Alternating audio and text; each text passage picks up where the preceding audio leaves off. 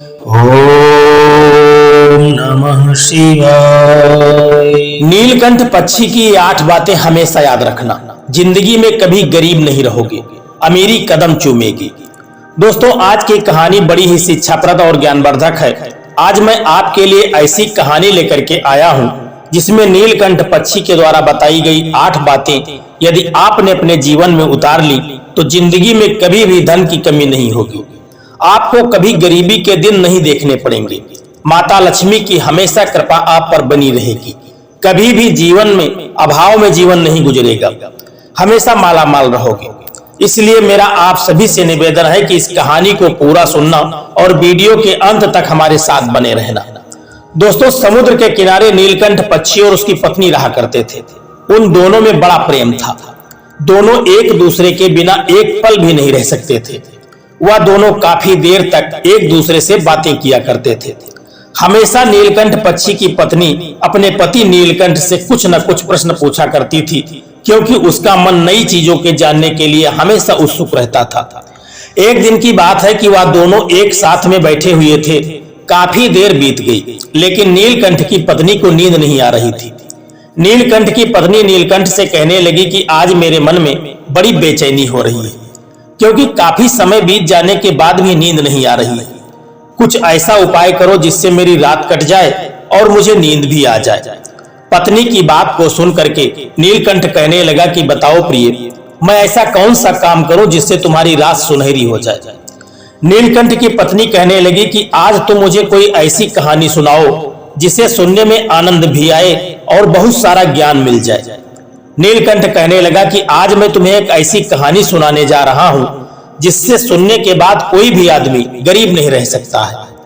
कौन से कर्म मनुष्य को गरीब बना देते हैं और किन कर्मों के कारण मनुष्य गरीबी में ही अपना जीवन गुजार देता है और वह कभी अमीर नहीं हो पाता।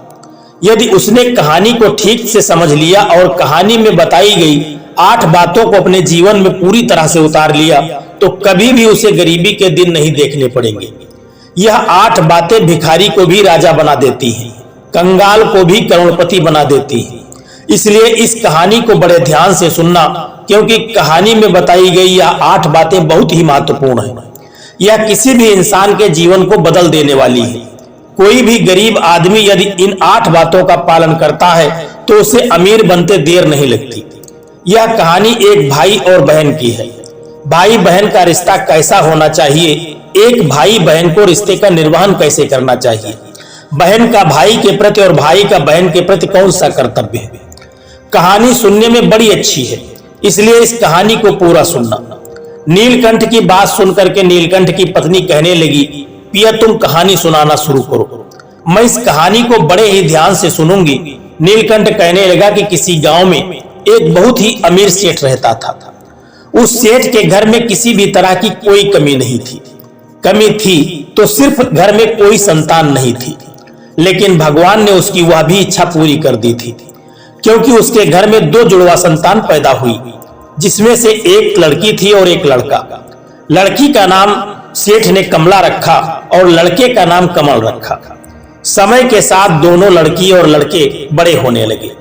सेठ ने अपने बच्चों के पालन में किसी भी कोई तरह की कमी नहीं रखी थी। जब बच्चे बड़े होने लगे तो सेठ को उनके विवाह की चिंता सताने लगी। एक दिन सेठ किसी व्यापार के सिलसिले में कहीं बाहर गया हुआ था।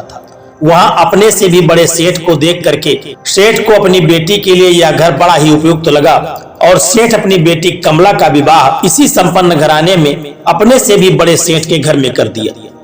सेठ की बेटी के घर में किसी तरह की कोई कमी नहीं थी। बड़ी बड़ी आलीशान बिल्डिंग, बड़ी बड़ी फैक्ट्रियां, तमाम नौकर चाकर, गाड़ी घोड़ा, सब तरह की सुख सुविधाएं मौजूद थी। सेठ बहुत खुश था अपनी बेटी को ऐसे घर में रिश्ता करके। नीलकंठ कहने लगा कि कुछ दिन तक तो सब कुछ ठीक चलता रहा, लेकिन अचानक एक दिन सेठ बीमार हो गया। सेठ के बेटे कमल ने अपने पिता का बहुत इलाज करवाया। बड़े बड़े डॉक्टर के पास इलाज करवाने के बाद भी सेठ की हालत में कोई सुधार नहीं हो रहा था। धीरे धीरे सेठ की सारी संपत्ति बिक चुकी थी। उसकी हवेली, महल, धन दौलत जो भी उसके पास था, सब कुछ उसकी दवाई में लग चुका था। एक दिन सेठ ने अपने बेटे को बुलाया और कहा कि कमल, मुझे लगता है कि अब मैं ज्यादा दिन तक इस दुनिया में नहीं रह सकता।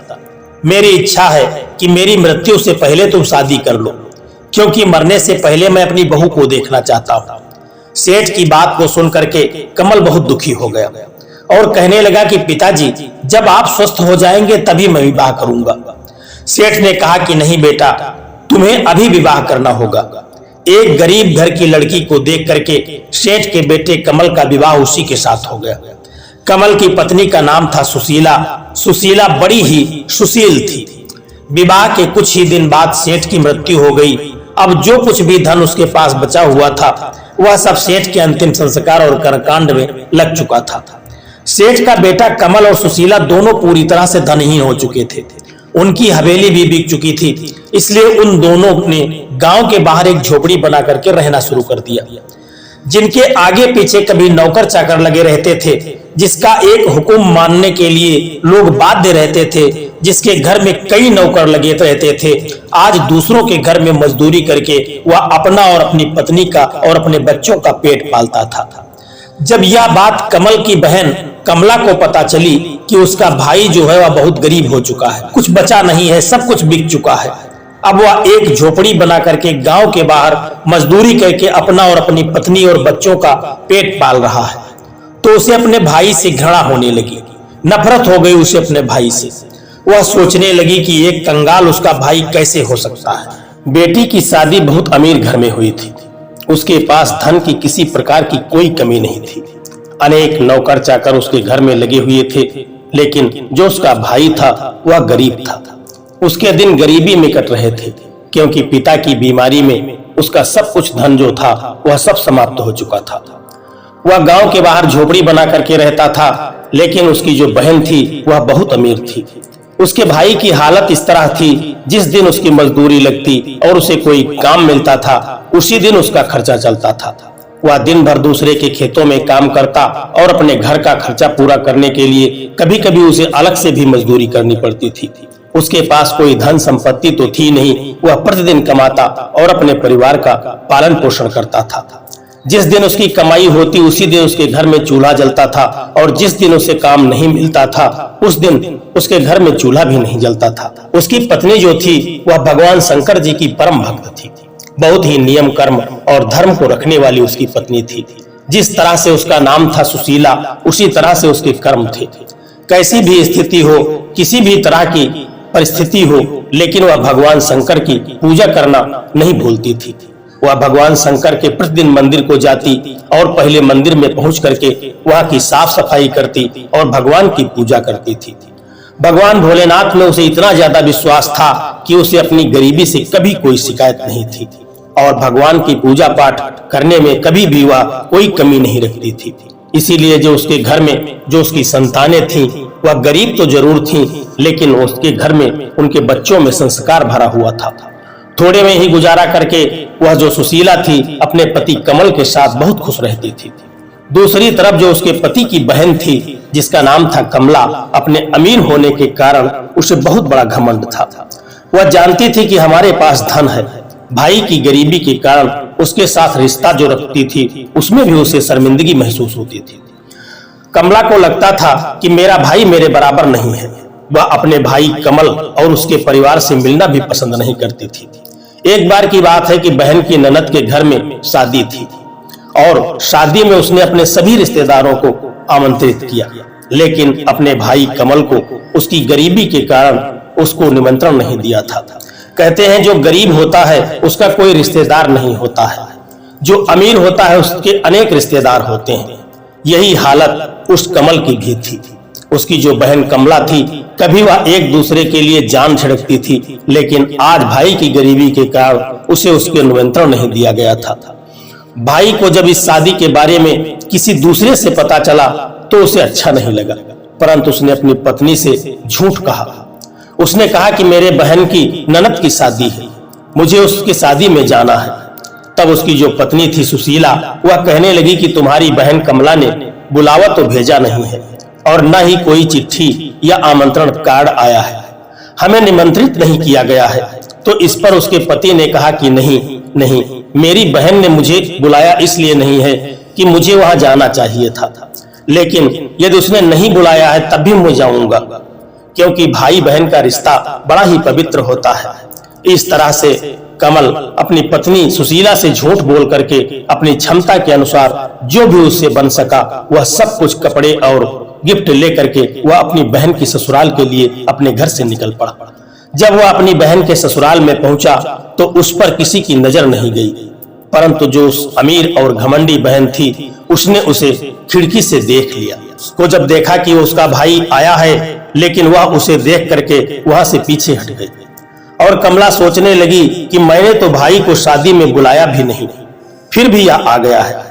उसे अपने भाई कमल को अपने घर देख करके बिल्कुल अच्छा नहीं लगा। वह सोचती थी कि यह फटीचर कंगाल आदमी मेरे घर पर आ गया है और यदि किसी ने देख लिया तो मेरी बड़ी बदनामी होगी। तभी उसकी जो देवरानी थी उसके भाई को देख लिया उसने और वह दौड़ी दौड़ी अपनी बहन जेठानी के पास गई, कमला के पास गई और कमला से कहने लगी कि दीदी तुम्हारा भाई आया है। तब वो अपनी देवरानी से कहने लगी कमला कि द्वार पर मेरे जेठ ससुर बैठे हैं, इसलिए मैं नहीं जा सकती, तुम जाओ और उसको बुला करके हमारे पास ले आओ। मुझे शर्म लगती है, तुम मुझे यह बताओ कि मेरा जो भाई है उसका भेष कैसा है, क्या हुलिया है, उसने कैसे कपड़े पहने हुए हैं और कौन सा सामान लेकर के वह आया है। तब उसकी जो देवरानी थी वह कहने लगी कि दीदी तुम्हारा जो भाई कमल है वह बहुत ही फटे पुराने और गंदे कपड़े पहने हुए हैं, जगह जगह से वह कपड़े फटे हुए हैं। उसके हाथ में एक थैला है, वह इतना मैला है कि उसे देखते ही लगता है कि उसमें पता नहीं कौन सी चीज उसने रखा हुआ है। यह सुन करके जो उसकी बहन कमला थी उसने कहा कि तुम जाओ और मेरे भाई को जो घर के पीछे से दरवाजा है वहां से बुला करके अंदर भेज दो। अब उसकी जो देवरानी थी वह गई और उसके भाई को पीछे के दरवाजे से उसके घर में भेज दिया। भाई के आते हुए रास्ते भर यही सोचता था कि वह बहुत दिनों के बाद अपनी बहन कमला से मिलने जा रहा है। कमला जब उससे मिलेगी तो उसे मिल करके बड़ी प्रसन्नता होगी, लेकिन पैसे के घमंड में अंधी कमला ने अपने भाई कमल की भावनाओं को नहीं समझा। भाई के अंदर आने पर उसने भाई को पानी तक नहीं पूछा और न ही उसे बैठने को कहा। इस तरह का अपमान कोई अपनों का नहीं करता है जो कमला ने किया। उससे यह भी नहीं पूछा कि उसका कैसा हाल है, परिवार में उसकी स्थिति कैसी है, उसकी भाभी और उसके भतीजे कैसे हैं। उल्टा वह उससे कहने लगी कि तुम्हें यहाँ किसने बुलाया था, तुम यहाँ क्यों आए हो। वह भाई को ताने मारने लगी और कहने लगी कि तुम इस फटी हाल में हमारे यहाँ आए हो, तुम्हारे आने से औरत किसी की नजर तुम्हारे ऊपर गई और उसने समझ लिया कि यह मेरा भाई है, तो मेरी बड़ी बेइज्जती होगी, तुमने मेरी सारी इज्जत बर्बाद कर दी। तब भाई कमल कहने लगा कि बहन कमला मेरा तुमसे मिलने को बड़ा मन करता था, लेकिन मुझे नहीं पता था कि तुम मुझे देख करके खुश नहीं होगी। बहन कमला कहती है कि ठीक है, अब तुम आ ही गए हो तो मेरे साथ घर में चलो। इतना कहकर वह अपने भाई को एक कमरे में लेकर के जाती है और उस कमरे में उस भाई कमल को बंद कर देती है और कहती है कि जब तक मैं तुमसे न कहूं तुम इस कमरे से बाहर नहीं निकलना। बेचारा कमल पैदल गया था, भूखा प्यासा था, लेकिन बहन ने उसकी कोई खोज खबर नहीं ली, न उससे कोई हाल पूछा। धीरे धीरे इसी तरह से 2 दिन बीत गए। न तो बहन ने दरवाजा खोला और न भाई ने कुछ कहा। शादी में जितने भी रिश्तेदार आए हुए थे और घर मेहमानों से खचाखच भरा हुआ था। मेहमान तरह तरह के भोजन पकवान खा रहे थे, लेकिन कमरे में बंद कमल जो बेचारा उसका भाई था भूख प्यास से तड़प रहा था। जब उससे किसी तरह से नहीं रहा गया तो उसने दरवाजे को खटखटाना शुरू किया। दरवाजे को खटखटाने की आवाज सुन करके उसकी बहन कमला के जो भांजा था उसकी बहू ने दरवाजा खोल दिया और वह बिना अपनी बहन कमला से मिले और बिना किसी से कुछ बताए वहां से वह चुपचाप पीछे के रास्ते से बाहर निकल गया। वह समझ चुका था कि उसकी बहन कमला उससे मिलना नहीं चाहती है और न ही वह उसके साथ भाई बहन का रिश्ता रखना चाहती है। वह पैसों के घमंड में चूर हो गई है। उसे तो अपने पैसों का इतना घमंड है, इसलिए वह गरीब भाई की इज्जत नहीं करना चाहती है। भाई कमल बेचारा 2 दिन से भूखा प्यासा था। उसे उसी हालत में वहां से निकल करके उसने अपने घर की ओर चल दिया, लेकिन भूखा प्यासा होने के कारण रास्ते में जाते हुए उसके पैर लड़खड़ाने लगे। चलते चलते वह बीच बीच में बैठ जाता और फिर चल पड़ता। ऐसा करते करते वह आधे रास्ते में आ गया और भूख प्यास के चलते उसकी हालत खराब हो रही थी। उसके लिए एक एक पग उस समय दूभर हो रहा था। वह बिल्कुल अधमरा हो चुका था। अंत में जब उससे सहन नहीं हुआ, बर्दाश्त नहीं हुआ, तो वह बेहोश होकर के गिर पड़ा। अपने भक्तों का हमेशा ख्याल रखने वाले भगवान भोलेनाथ और माता पार्वती यह सब कुछ देख रहे थे। माँ पार्वती ने भोलेनाथ से कहा कि यह तो स्वामी बेहोश हो गया है। माँ पार्वती ने भगवान शिव से कहा, हमें अपने भक्त के पास चल करके देखना चाहिए। इसकी पत्नी हमारी परम भक्त है, हमारी नित्य पूजा अर्चना करती है। हमारी पूजा के बिना यह कभी भी भोजन नहीं करती है। भूखा या प्यासा है यह कमल और इसकी पत्नी बड़ी सुशील है। भोजन पानी के बिना तो यह मर जाएगा। हमें इसकी मदद करनी चाहिए। अगर हम इसकी मदद नहीं करेंगे तो इसके प्राण निकल जाएंगे। भगवान भोलेनाथ ने कहा कि देवी आप चिंता मत करो, हम इसके पास जाते हैं। भगवान भोलेनाथ ने तुरंत एक साधु का भेष बनाया और माता पार्वती ने एक बूढ़ी औरत का भेष बनाया और दोनों जाकर के कमल के पास पहुंच गए। माता पार्वती ने कमल के सिर पर हाथ रख दिया और सहलाना शुरू कर दिया। अपनी गोदी में उसका सिर रख करके कहने लगी कि बेटा आंखें खोलो। भगवान भोलेनाथ और माता पार्वती की कृपा से उसकी बेहोशी दूर हो गई और उसने आंखें खोल दी। जब उसकी आंखें खुली तो उसने एक बूढ़ी औरत को अपने पास देखा। तो वह उस बूढ़ी माँ से कहने लगा कि आप कौन हैं और मुझे इस तरह से अपनी गोदी में आप लिए हुए हैं। वह बूढ़ी माँ जो माता पार्वती थी कहने लगी कि मैं इसी जंगल में रहती हूँ बेटा, और जब मैंने तुम्हें गिरते हुए देखा तो मैं तुम्हारी पास चली आई तुम्हारी सहायता करने के लिए। और कहने लगी कि बताओ तुम्हें कौन सी परेशानी है।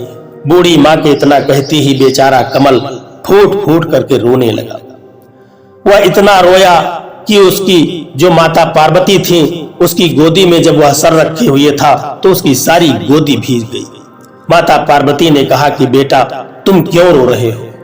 तब वह कहने लगा कि माता मैं अपनी बहन कमला के घर बड़े प्यार से मिलने गया था।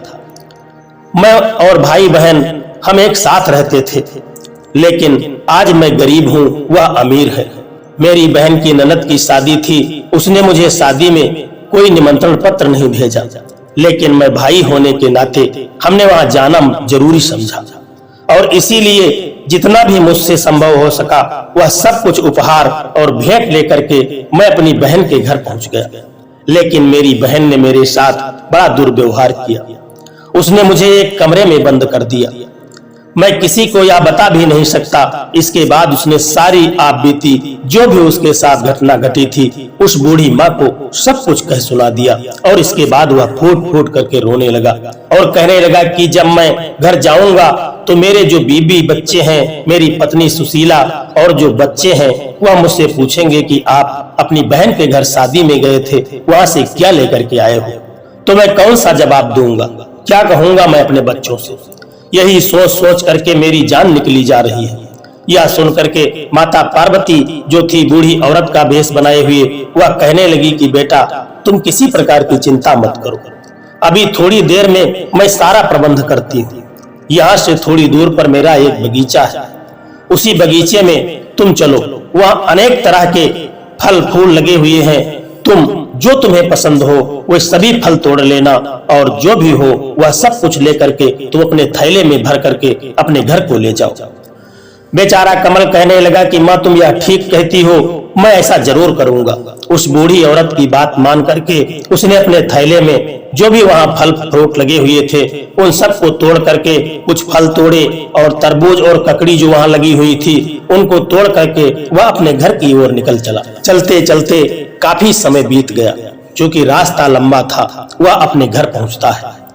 अपनी बीबी और बच्चे जैसे ही अपने पिता को घर पर आते हुए देखते हैं वह दौड़ करके अपने पिता के पास जाते हैं और उसके बच्चे सोचते हैं कि जरूर पिताजी कुछ अच्छी चीज लेकर के आए होंगे। उनका थैला भरा हुआ दिखाई दे रहा था। बुआ मेरी बहुत अमीर है, पैसे वाली है, इसलिए बुआ ने हमारे लिए जरूर अच्छी अच्छी चीजें भेजी होंगी, इसीलिए मेरे पिता का थैला भरा हुआ है। यही सोच करके बच्चे अपने पिता को चारों तरफ से घेर लेते हैं। उसकी पत्नी जो सुशीला थी वह भी अपने हाथ में पानी का लोटा लेकर के आती है और कहती है कि दीदी ने ऐसा क्या दे दिया कि पूरा थैला भरा हुआ है। बेचारा कमल अपनी पत्नी को क्या कहता। वह कहने लगा कि जो कुछ भी है वह सब इसी थैले में है। इतना कह करके कमल वहां से बाहर चला गया। उसकी जो बीबी थी सुशीला, वह जैसे ही थैले को खोलती है तो देखती है कि उसमें एक बड़ा सा तरबूज भी रखा हुआ है और कुछ ककड़ी के फल रखे हुए हैं जो बिल्कुल सोने की तरह चमक रहे थे। यह देख करके वह बहुत आश्चर्य में पड़ जाती है कि ननद ने तो बहुत ज्यादा धन दे दिया है। उससे अपने भाई का दुख और जो गरीबी थी वह देखा नहीं गया होगा, इसीलिए उसकी जो ननद है कमला, उसने इतना ज्यादा धन दे दिया है। वह जब तरबूज को काटने लगी तो क्या देखती है कि तरबूज में जो भी बीज थे उनकी जगह पर हीरे और मोती भरे हुए थे। उसने अपने पति कमल से कहा कि दीदी ने तुम्हें क्या दे दिया है। उसका पति यही सोच सोच करके जो कमल था वह सकपका रहा था कि अब उसकी पत्नी सुशीला क्या कहेगी कि शादी में तो लड्डू पर भी पेड़ा, पकवान, पूड़ी यह सब कुछ मिलता है और तुम खीरे और तरबूज लेकर के आए हो। वह कहने लगा कि ऐसा क्या भेज दिया है, मैंने तो देखा नहीं, जो तुमने देखा है वही होगा। सुशीला कहने लगी कि जरूर दीदी को तुम पर तरस आ गया होगा, उसे दया आ गई होगी। देखो उन्होंने हमारे लिए कितना धन भेज दिया है। इतना धन भेजने की कौन सी जरूरत थी। जरूर उनसे अपने भतीजे और भाई का दुख नहीं देखा गया होगा। हमारी ननद बड़ी अच्छी है, उन्होंने हमारी दरिद्रता ही दूर कर दी और इसी तरीके से वह बहुत पैसे वाला बन गया। बहुत समय बीत गया, काफी दिन हो गए। उस गरीब भाई ने यह राज अपनी पत्नी को भी नहीं बताया कि वह कैसे अमीर हुआ। भाई ने अपनी पत्नी को कुछ नहीं बताया तो पत्नी के मन में तो यही था कि हम ननद की वजह से इतने पैसे वाले हो गए हैं। उधर उसकी जो ननद थी कमला, वह अमीरी के घमंड में चूर थी। उसने कभी यह जानने की कोशिश भी नहीं की कि मेरा भाई मुझसे बिना मिले यहाँ से कैसे चला गया, भूखा प्यासा यहाँ से गया होगा, कैसी हालत उसकी रही होगी, उससे तो कोई लेना देना नहीं था। उधर भाई की पत्नी जो सुशीला थी वह सोच रही थी कि हमारी दीदी बड़ी अच्छी है। जब हमारी दीदी ने हमारे लिए इतना किया है, तुम्हारी बहन जो कमला है तुम्हें इतना धन देती है और इतना चाहती है, तो तुम जाओ और उसे कुछ दिन के लिए अपने घर बुला करके ले आओ। वह भी कुछ दिन हमारे यहाँ रहेगी और अपने मायके से घूम करके जाएगी। उसका भाई कहने लगा कि ठीक है, मैं अभी जाता हूँ। पहले कमल गरीब था, उसके पास पैसे नहीं थे, धन का अभाव था, लेकिन अब भाई के पास काफी पैसे थे। वह अच्छे अच्छे कपड़े पहन करके तैयार हुआ और बहन के लिए बड़े अच्छे अच्छे उपहार खरीद करके और उन सब को लेकर के वह अपनी बहन की ससुराल की तरफ चल दिया। जब वह अपनी बहन कमला के घर पहुंचा तो जो उसकी देवरानी थी उसने उसको देख लिया। देवरानी की नजर पड़ते ही वह भाग करके उसकी बहन कमला के पास गई और अपनी जेठानी कमला से कहने लगी कि दीदी तुम्हारा भाई आया है। फिर वह घमंडी बहन कमला कहने लगी कि मेरा भाई आया है तो किस वेशभूषा में आया है। उसकी जो देवरानी थी कहने लगी कि तुम्हारा भाई तो रेशमी वस्त्र पहने हुए है, बड़े अच्छे अच्छे उपहार लेकर के आया है, देखने में ऐसा लग रहा है कि वह राजा महाराजा है। वह कहने लगी कि दरवाजे पर मेरे जेठ ससुर बैठे और मैं दरवाजे पर आती हूँ और भैया भैया कह करके अपने भाई को घर के अंदर वह कह करके ले जाती है और उसका आदर सत्कार करती है।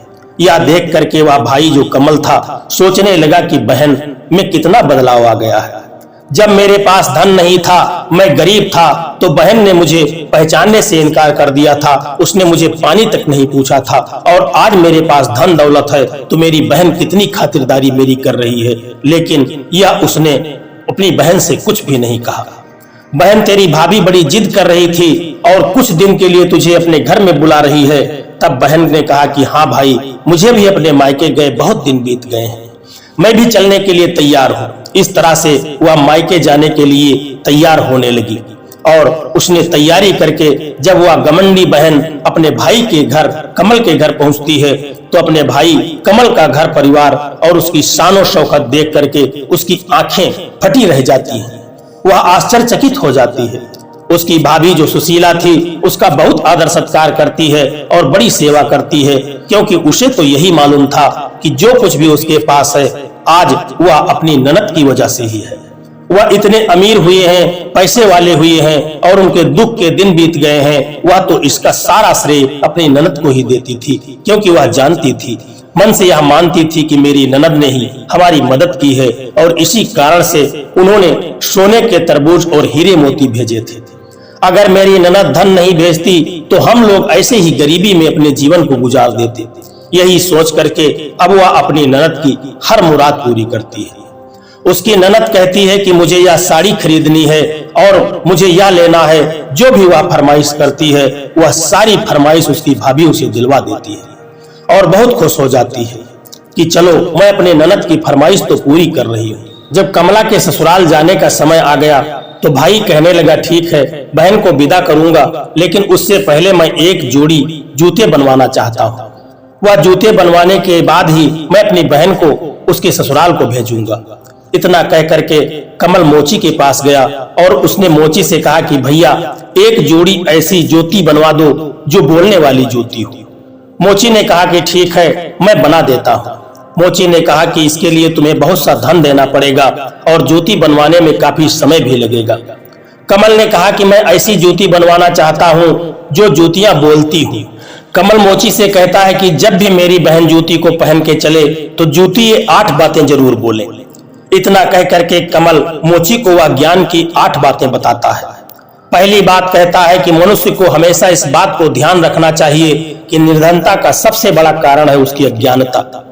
इसीलिए व्यक्ति को ज्ञान का अर्जन करना चाहिए जिससे वह निर्धनता को दूर करके अमीर बन सकता है। दूसरी बात, जो व्यक्ति समय का इंतजार करता है और बैठा रहता है वह हमेशा गरीब रहता है, क्योंकि बिना कर्म किए किसी का नसीब नहीं बदल सकता। इसलिए यदि अमीर बनना है तो कर्मठ बनो और समय का सदुपयोग करो। तीसरी बात, जो मनुष्य आलस्य करता है, बार बार आलस करता है, लेकिन फिर भी आलस्य का त्याग नहीं करता है और स्वयं को दरिद्र और दीन समझता है, वह सदैव गरीब रहता है, कभी भी अमीर नहीं हो सकता। इसलिए अमीर बनना है तो आलस्य का त्याग करो। चौथी बात, इस संसार में गरीबी से बड़ा कोई अभिशाप नहीं है। इसे ज्ञान का अर्जन करके ही मिटाया जा सकता है और इसे स्वयं आप ही कर सकते हैं। पांचवी बात, गरीबी को दूर करना चाहते हो तो समय को दोष देना बंद करो और मजबूर मत बनो। कर्म करके कर्मठ बन के गरीबी को दूर करो। छठी बात कमल ने कही कि जो मनुष्य कभी कर्म नहीं करता, भाग्य के भरोसे बैठा रहता है और अपने नसीब को कोसता है, वह हमेशा गरीब रहता है। सातवीं बात कमल ने कही कि जो मूर्ख होता है, अज्ञानी होता है, गरीबी सदा उसी को सताती है। जिस तरह से युद्ध में बिना हथियार के विजय नहीं हो सकती, उसी तरह बिना ज्ञान के गरीबी को जीता नहीं जा सकता है, उसे मिटाया नहीं जा सकता है। आठवीं बात कमल ने उस मोची को बताई कि पैसों के बाजार में बदल गई तहजीब, धन दौलत से जुड़े रहे रिश्ते हुए गरीब। इस पैसों के बाजार में मनुष्य की तहजीब भी बदल गई है, क्योंकि रिश्ते सिर्फ वही हैं जहां पर धन है, और जो गरीब है उसके साथ कोई रिश्ता नहीं रखना चाहता। मोची, जब इन 8 बातों को बोलने वाली जूती तुम बना करके मुझे दोगे और इन जूतियों को पहन करके मेरी बहन जब चलेगी और इन जूतियों की आवाज सुनेगी, तब उसे एहसास होगा कि मुझे पैसों के घमंड में आकर के अपने भाई का अपमान नहीं करना चाहिए। मैंने अपने भाई के साथ गलत किया है करके मोची से बता करके कमल अपने घर को आता है और अपनी बहन से कहता है कि बहना, तुम्हें 1-2 दिन और रुकना होगा, इसके बाद तुम यहाँ से चली जाना जब तुम्हारी जूती बन करके तैयार हो जाएंगी। बहन ने कहा ठीक है भैया, मैं रुक जाती हूँ। 2 दिन के बाद जब जूती बन करके आई और उसे देख करके जो बहन थी कमला, वह बड़ी खुश हुई। ज्योति पर अनेक तरह की कलाकारी की गई थी, अनेक तरह की कढ़ाई की गई थी। उसके कढ़ाई में हीरे और मोती उस जूती पर लगवाए गए थे। यह देख करके उसकी बहन कमला बड़ी प्रसन्न होती है। वह जूतियां जब पहनती है तो उस जूती में से आवाज आती है कि गरीब का कोई रिश्ता नहीं होता, गरीब का कोई रिश्तेदार नहीं होता। बहन भाई का रिश्ता भी अमीरी और गरीबी का होता है, और बहन ने तो भूखे भाई से भाई को घर से लताड़ दिया। जब भी वह जूती पहन करके जूती में से यही आवाज आती कि गरीबी का कोई रिश्ता नहीं होता, गरीब का कोई रिश्तेदार नहीं होता। उसकी बहन कमला जब उस जूती की यह आवाज सुनती तो अपने किए पर उसे बड़ी शर्मिंदगी होती और वह शर्म के मारे पानी पानी हो जाती। इस तरह से जूती तरह तरह की बातें बनाती। जूती की यह बातें उसके भाई की पत्नी ने भी सुन ली। वह अपने पति से कहने लगी कि यह जूती क्या कह रही है, मेरी तो कुछ समझ में नहीं आ रहा है। तब उसका पति कमल सुशीला से कहने लगा, यह तो जूती है, जैसा मोची ने बना दिया वैसी ही यह कह रही है। लेकिन यह क्या कह रही है यह मुझे नहीं पता, सुशीला कहने लगी। बहन का अपने घर के लिए विदा होकर जाने का समय आ गया। जब बहन विदा होकर जाने लगी तो उसको भी महसूस होने लगा कि उसने उसके भाई जो था कमल बड़ी उसके साथ बड़ा दुर्व्यवहार किया है। भाभी ने उसके साथ कितना अच्छा बर्ताव किया, लेकिन जब उसका भाई उसके घर पहुंचा तो उसने बड़ा उसके साथ दुर्व्यवहार किया गया। अब उसे अपने किए पर बड़ा पश्चाताप हो रहा था। जब बहन कमला विदा होकर के चलने लगी तो उसने फिर से वही जूती पहनी। जैसे ही वह चलती जूती वही 8 बातें बोलने लगती कि गरीब का कोई रिश्ता नहीं होता, गरीब का कोई रिश्तेदार नहीं होता, अमीरी और गरीबी का सारा रिश्ता होता है। और बहन ने तो भूखे भाई को घर से लताड़ करके वहां से भगा दिया। अमीर बहन और गरीब भाई का कोई रिश्ता नहीं होता, कोई रिश्तेदार नहीं होता। इस संसार में केवल धन का रिश्ता है। अब बहन के दिल में भी उसे सुनने के बाद उसे कुछ अच्छा नहीं लगा। इतना अच्छा बर्ताव कर रहे हैं, अब उसके दिल में इस बात को लेकर के बड़ा पश्चाताप था और वह अपने ससुराल आ गई। उसकी भाभी जो थी अपने पति से कहने लगी कि जरूर कोई बात है जो तुम मुझसे छुपा रहे हो। इतना कह करके सुशीला ने जब कमल से पूछा तो कमल कहने लगा कि मैं तुमसे कोई बात नहीं छुपा रहा हूं। वह बोली नहीं कि तुम मुझसे जरूर कुछ छुपा रहे हो। सुशीला जब जिद करने लगी कि उन जूतियों का क्या राज है, तुम मुझे बता दो। तब उसका पति जो कमल था उसने कहा कि हमारे पास कुछ नहीं था, मैं बड़ा गरीब था, मेरे कपड़े फटे पुराने थे। जब मैं अपनी बहन के घर उसकी ननद की शादी में गया तो बहन ने मेरा तिरस्कार किया, मेरा कोई आदर सत्कार नहीं किया। मेरी बहन ने कमला ने मुझे एक गिलास पानी तक नहीं पूछा और मुझे एक कमरे में बंद कर दिया। मैं 2 दिन तक भूखा प्यासा उसी कमरे में पड़ा रहा। और उसके बाद मेरी बहन के जो भांजे की बहू ने जब कमरा खोला तो मैं वहां से निकल करके वहां से चल दिया। और उसके बाद मेरे मन में बार बार यही आ रहा था कि गरीब अमीर का कोई रिश्ता नहीं होता, चाहे वह बहन भाई का हो या कोई भी रिश्ता हो। वहां से निकल करके जब मैं चलता हुआ वहां से आ रहा था और जंगल में पहुंचा, वहां बेहोश होकर जब मैं गिर पड़ा तो एक बूढ़ी माँ और एक साधु बाबा वहां आए। उन्होंने मुझे पानी पिलाया और जो भी मेरे साथ घटना घटी थी वह सारी कहानी मैंने उन्हें सुना दी। उन्होंने कहा कि मैं बहन के घर से शादी से आ रहा हूँ और मैं अपने बीबी और बच्चों को क्या मुंह दिखाऊंगा कि मेरी बहन ने कुछ नहीं दिया है। तब उस जो बूढ़ी माँ थी वह कहने लगी कि यहीं से कुछ दूर मेरा बगीचा है, तुम उस बगीचे में चलो और अपने थैले में जो वहां फल लगे हैं ककड़ी और तरबूज उनको भर करके ले आओ। मैं वही तरबूज और ककड़ी घर पर लाया और उस बूढ़ी माँ और साधु बाबा के कारण ही हमारी इस तरह से हालत हुई है। मेरी बहन कमला ने हमारी कोई मदद नहीं की थी और जो अमीरी का राज है यह भी उस बूढ़ी माँ ने ही मुझे 8 ज्ञान की बातें बताई थी और उन्हीं को अमल करके मैंने यह दिन प्राप्त किए हैं। मेरी बहन ने हमारी कोई मदद नहीं की है। मेरी बहन कमला ने हमारी किसी तरह की कोई मदद नहीं की है और न ही उसने हमें कोई धन दिया है। उसकी पत्नी सुशीला कहने लगी, तो आज तक मैं तो यही सोच रही थी कि मेरी ननद की वजह से हम पैसे वाले हुए हैं। वह बूढ़ी माँ और साधु बाबा जो आपको जंगल में मिले थे वह कोई और नहीं, वह अवश्य ही भगवान शिव और माता पार्वती थे जिनकी मैं नित्य पूजा करती हूँ। भगवान शिव और माँ पार्वती ने ही हम पर कृपा की है और उन्हीं ने तुमको 8 बातें जो बताई है ज्ञान की, उन्हीं के पालन करने के बाद ही तुम्हारे गरीबी के दिन दूर हुए हैं और तुम अमीर हो गए हो। इतना सुन करके उसका पति कमल कहने लगा कि तुम ठीक कह रही हो सुशीला, लेकिन फिर भी अपने मन में कोई बैर मत रखो, वह हमारी बहन ही है। हम तो भाई बहन हैं और बहन की वजह से ही हम पैसे वाले हुए हैं। अगर वह मुझे घर से नहीं निकालती, मेरा तिरस्कार न करती, मेरा निरादर न करती और मुझे भूखा प्यासा न रखती तो मैं उसके ससुराल से नहीं आता और तब शायद भगवान शिव और माता पार्वती की हम पर कृपा भी नहीं होती। यही मैं सोच रहा हूँ कि जो कुछ भी हुआ है उसमें कहीं न कहीं मेरी बहन का हाथ है। किसी न किसी रूप में वह सब कुछ उससे जुड़ा हुआ है। उसी की वजह से आज हम पैसे वाले हुए हैं और जो ज्ञान की बातें मुझे आज सीखने को मिली हैं वह सब उसी की वजह से है। पत्नी सुशीला को समझाने लगा और कहने लगा कि मेरी बहन के प्रति तुम अपने मन में किसी तरह का कोई दुर्व्यवहार न रखो। उसे हमेशा यह कभी महसूस न होने दो कि उसने कभी मेरा तिरस्कार किया था। जैसे उसने मेरे साथ किया, हमने भी वैसा उसके साथ यदि किया तो हमारे उसमें क्या अंतर है।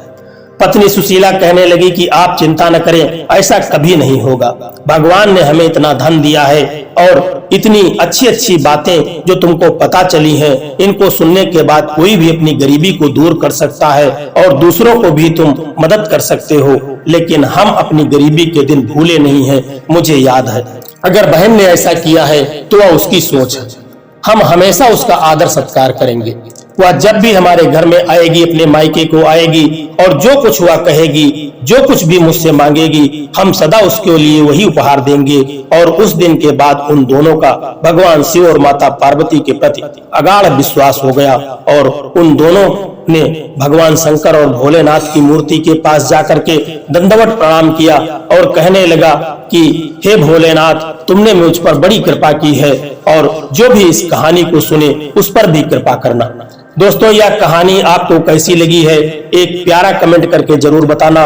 और यदि वीडियो आपको पसंद आया है, अच्छा लगा है, तो इस वीडियो को लाइक करके चैनल को सब्सक्राइब करने की भी कृपा कर देना। जय श्री कृष्णा, राधे राधे।